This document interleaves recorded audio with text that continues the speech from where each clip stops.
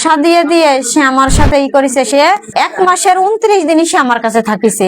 কাশিয়ানী উপজেলার মহেশপুর ইউনিয়নের ব্যাসপুর গ্রামে প্রেমিকের বাড়িতে বিয়ের দাবিতে অবস্থান নিয়েছেন 2 সন্তানের জননী এক গৃহবধূ। দাবি পূরণ না হলে আত্মহত্যার হুমকিও দিয়েছেন তিনি। বাড়ি ভাড়ায় সেই ঘরে উঠেই দরজাটা এক রুমে যাই, দরজা দিয়ে আমি এখন।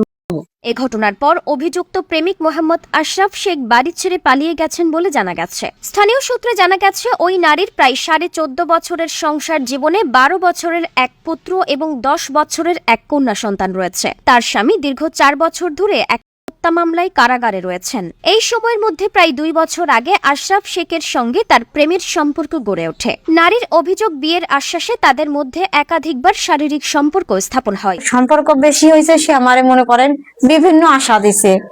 আশা দিয়ে দিয়ে সে আমার সাথে করেছে। সে 1 মাসের 29 দিনই সে আমার কাছে থাকিছে।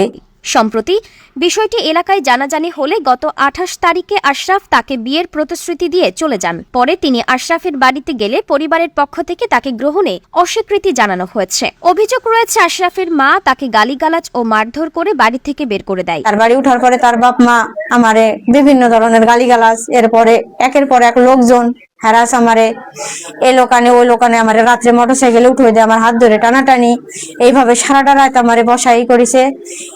আজকে সকালবেলা আমারে মারধর শুরু করে দিছে বাড়িতে নামানোর জন্য। এরপর থেকেই তিনি প্রেমিকের বাড়ির সামনে অবস্থান করছেন। এ বিষয়ে কাশিয়ানী থানার ভারপ্রাপ্ত কর্মকর্তা মোহাম্মদ মাহফুজুর রহমান জানিয়েছেন, লিখিত অভিযোগ পাওয়া গেছে, বিষয়টি তদন্ত করে দ্রুত আইনানুগ ব্যবস্থা গ্রহণ করা হবে।